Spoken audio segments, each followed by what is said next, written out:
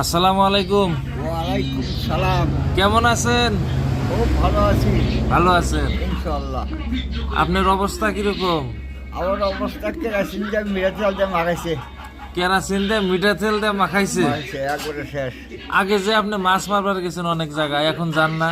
এখন পাই না দাদা, জাল লেগে সাইকেল লেগে একটু উড়া পড়ে যাই, সাইকেল পাই। আপনি আপনি তাও আপনার বাড়ির থেকে প্রায় কত কিলোমিটার দূরে মাছ মারবার গেছেন? নগরপাড়া পর্যন্ত গেছি আর কি। নগরপাড়া? হ্যাঁ, নগরপাড়া।